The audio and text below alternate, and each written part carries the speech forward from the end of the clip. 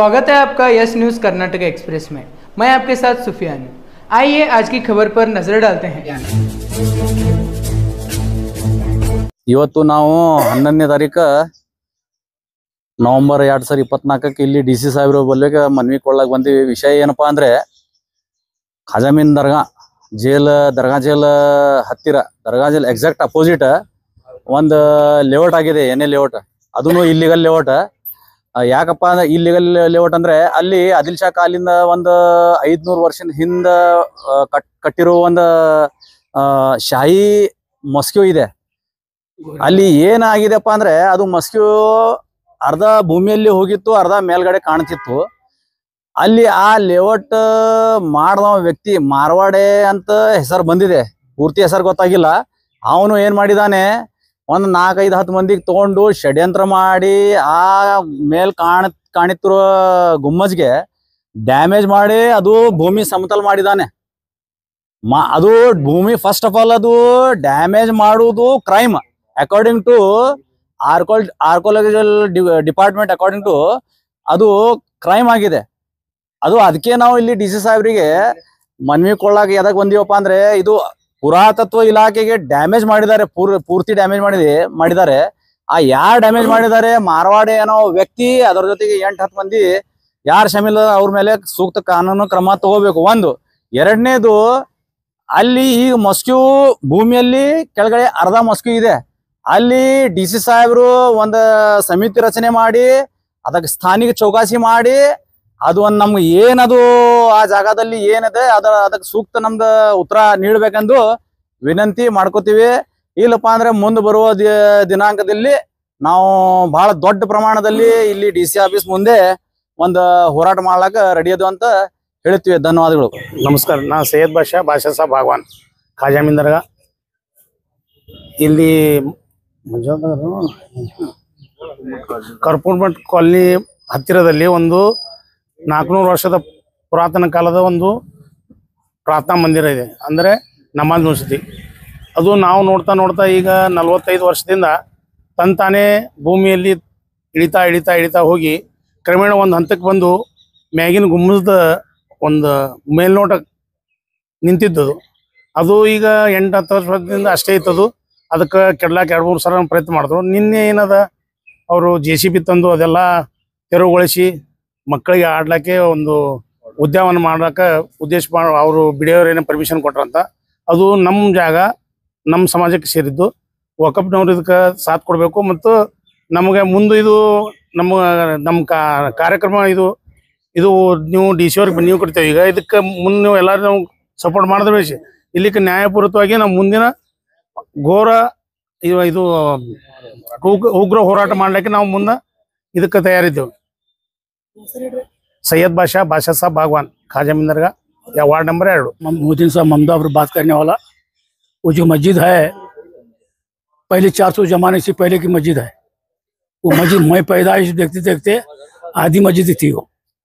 वो आधी मस्जिद देखते नीचे उतरते वो अंडे तक आ गई। अंडे तक आने के बाद में ये जो कंपनी प्लाट डाले, महावीर मेरवाड़ी प्लाट डाले बाद में वो प्लाट घर वाले क्या है, वो मस्जिद को गिरा को वो बच्चों खेलने के लिए एक कंपाउंड बनाने का ये कर रहे थे, गार्डन है। मैं परसों जाकर तकरार कर को JCB को बंद करे, उसे बंद कर रुकाए से उसे भी। अब फिर भी वो क्या है, हमारी जगह मस्जिद है, मस्जिद को वास्ते देने के लिए तैयार कर रहा।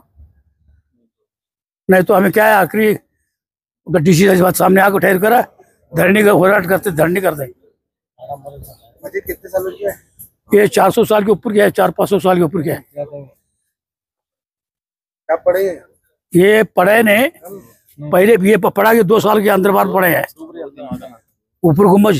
ಬಿಜಾಪುರ ಪರಿಸ್ಥಿತಿ ಯಾವ ತರ ಆಗಿದೆ ಅಂದ್ರೆ, ಹಳಿ ಕಾಲದಲ್ಲಿ ಏನವರು ರಾಜ ಮಹಾರಾಜರು ಕಟ್ಟಡ ಮಾಡಿ ಮಸೂತಿ ಆಗಲಿ ಮಂದಿರ ಆಗಲಿ ಏನಾರ ಕಟ್ಟಿ ಸಾರ್ವಜನಿಕರಿಗೆ ಅನುಕೂಲ ಆಗಲಿ ಅಂತೇಳಿ ಏನು ಮಾಡಿ ಹೋಗಿದಾರೋ, ಈ ಜನ ಅದಕ್ಕೆ ಟೋಟಲಿ ಡೆಮೊಲಿಷ್ ಮಾಡತ್ತಾರ।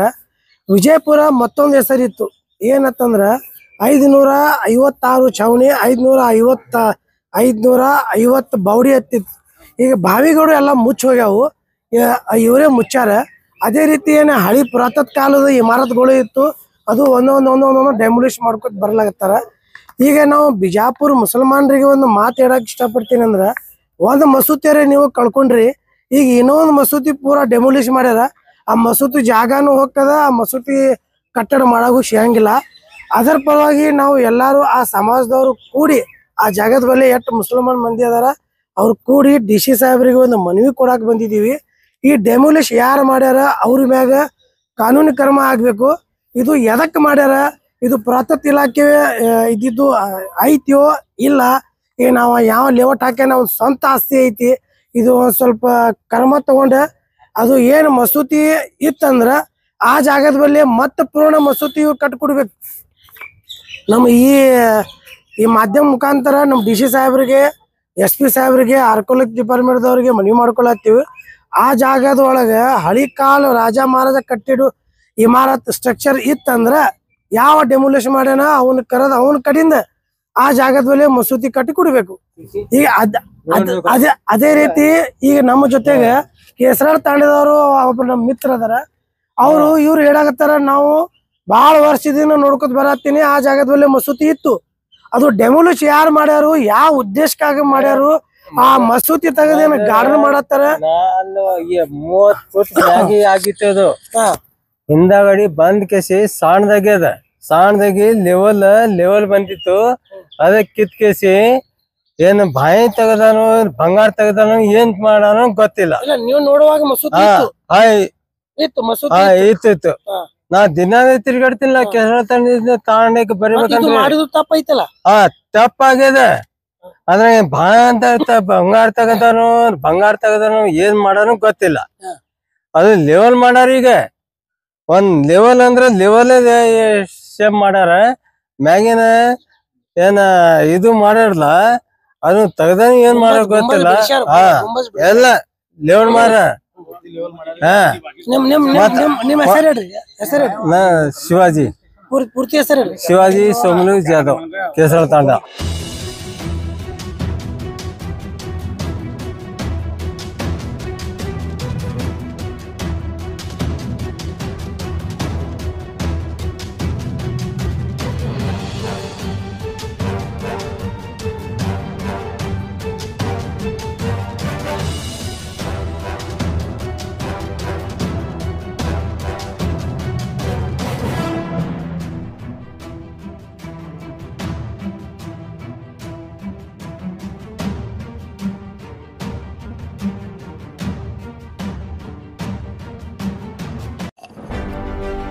ಯಾವುದೇ ಹೊಸ ಸುದ್ದಿಯನ್ನ ನೋಡಲು ನಮ್ಮ ಎಸ್ ನ್ಯೂಸ್ ಕರ್ನಾಟಕ ಎಕ್ಸ್‌ಪ್ರೆಸ್ ನ ನೋಡ್ತಾ ಇರಿ.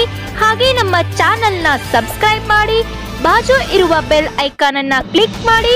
ಹಾಗೆ ನಮ್ಮ ಚಾನೆಲ್ ನ ಲೈಕ್ ಮಾಡಿ, ಶೇರ್ ಮಾಡಿ. ನಮ್ಮ ನಡೆ ಸತ್ಯದ ಕಡೆ.